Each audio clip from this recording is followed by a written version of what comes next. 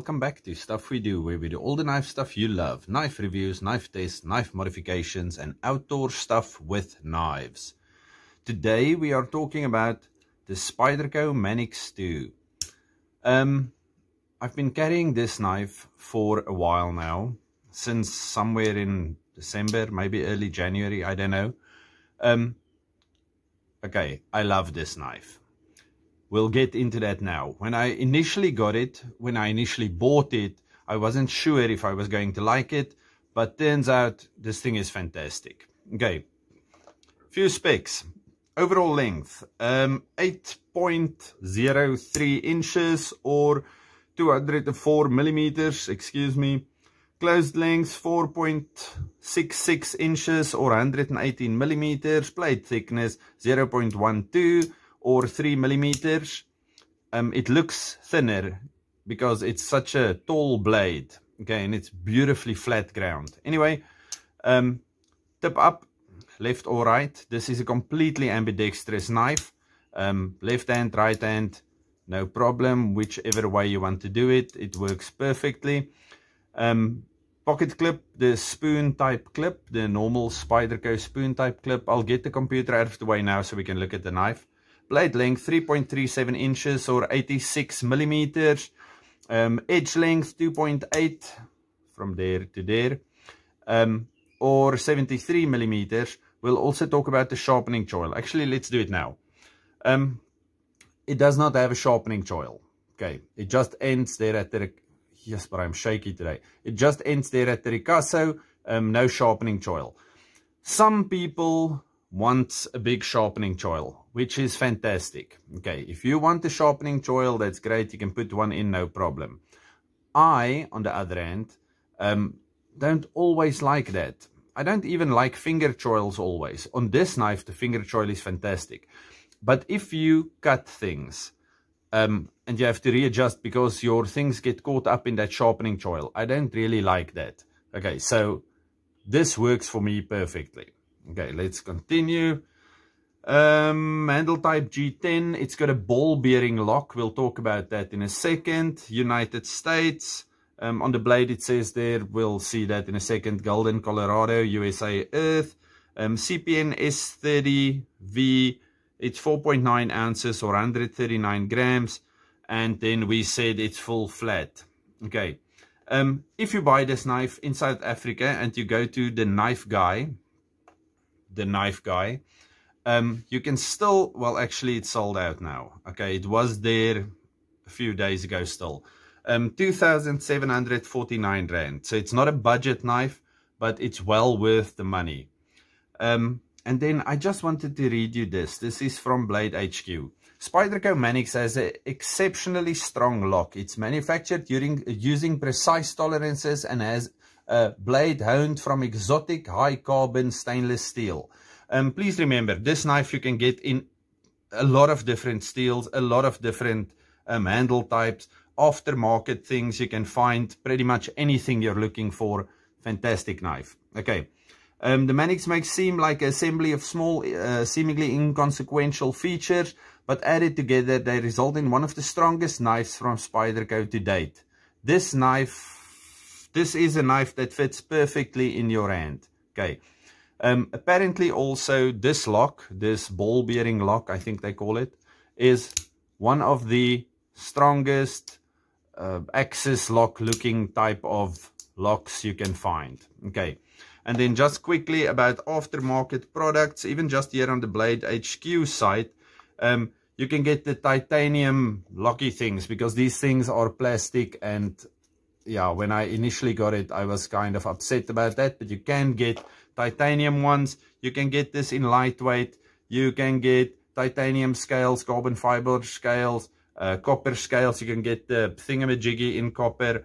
So if you like this knife, there's no reason you cannot custom it to fit you perfectly. And it's the type of knife that you can actually custom because you will want to carry it forever. Let's get back to the normal format of things. We already spoke about the sharpening choil. Okay, so no sharpening choil, but yeah, like I said, I actually don't mind. The handle on this thing is fantastic. It doesn't matter what size of hand you have. the handle on this is fantastic. If you want to choke up, it's fantastic. It fits there perfectly. If you want to hold it like this while cutting, it gives you so many options to have the perfect hold. This is one of the nicest knives to hold in all manner of different ways. It's really nice. Okay. A few things I do not like. Okay, wonderful big lanyard hole if you want to, but the handle is big enough so you don't need it. And it's not going to be a chopper ever, so yeah, no need to do lanyards unless you want to do it because it looks nice. Okay.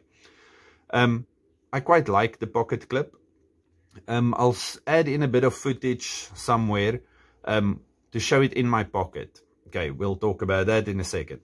But like I said, aftermarket clips, to get the deep carry clip, there's the, I think it's Lynch, Northwest, and I think Flytanium, and a few places make deep carry clips for this specific knife. Okay, so you can get any part on this knife custom if you want to. There's a lot of different weights and sizes and blade shapes and steels you can get in this knife. I opted for the S30V one. Okay, so this is the Spyderco CPM S30V. On this side it says Golden, Colorado, USA Earth. And when I got this knife initially, the ball bearing lock or the axis lock looking thing was extremely stiff. The whole knife was very stiff. Okay, and also the thumb opening or the thumb hole felt extremely sharp. Okay, this thing was super sharp in the beginning. It ate my nails when I did that, or whenever I did something like this, it would feel like it's taking off pieces. But that can be remedied with a stick and a piece of sandpaper. Put it in there, 2 seconds, and it's got a friendly opening hole. Okay, I bought this knife initially because I was looking for a Para 2. Okay, I had a Para 2 VG10, great knife, but it felt like, I don't know, my flagship Spyderco had to be something better. Okay, so I was looking for the S30V Camo Para 2. But of course, when I got rid of the other one, I didn't buy the new one yet, and when I wanted to buy the new one, they were out of stock. Okay. And then I saw them coming out sometime in my Carta and whatnot, so I'll wait for that. But then I was looking for a Spyderco, and then I bought this one. Okay, watched a few reviews, everybody seemed to love these things, and I bought one. When I got it, remember, Spydercos look weird. Okay, Spydercos don't look like knives that you would normally think, I don't know, look like a knife. Okay, so Spydercos look weird. They have this eye and whatnot. And I recently bought the Griptilian with the Spidey L, and I love that thing. So then I decided I'm going to buy this one. And I am not upset about that for a second.